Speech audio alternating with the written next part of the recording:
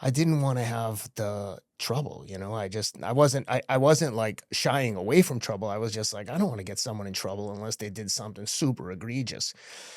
Matter of fact, one time I was driving inmates to, when people are on, like, work release or lower security, they start to get certain privileges, like being able to go to, AA meetings off campus, off-site, and I would drive them to these meetings in a big passenger van. So they're in street clothes, and most of them are getting ready to get released, so they're not typically not a problem. So they're going to the AA meeting, and they had, undercover not undercover, plainclothes security officers at the prison that would, like, if you escaped, they'd go look for them, you know what I mean?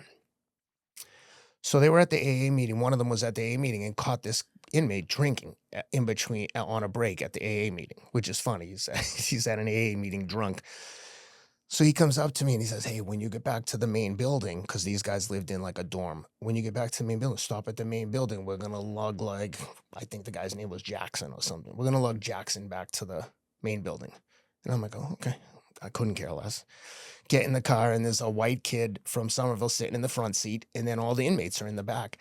So as I'm driving, I'm looking in the rearview mirror, and I see, it's like super segregated, so all the black guys are in the back, and I see them kind of huddling up, and I'm like, "Oh man, what the F is going on here?"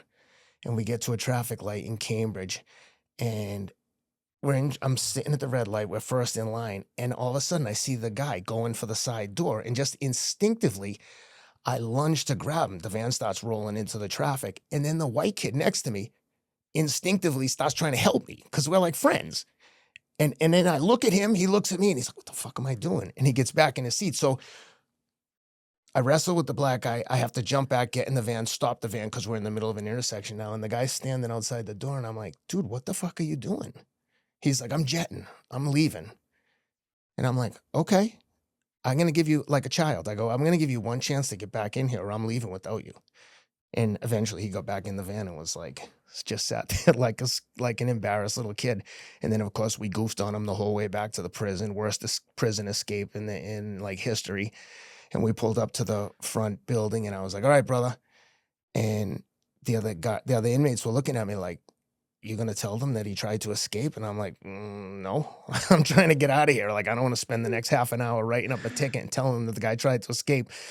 But shit like that, the inmates liked me because I was like, "Listen, you don't cause problems for me. I don't have problems with you." And that was kind of the theme of my whole experience of working there. But also, all of those experiences I had were like really motivation for me to like get the hell out of there.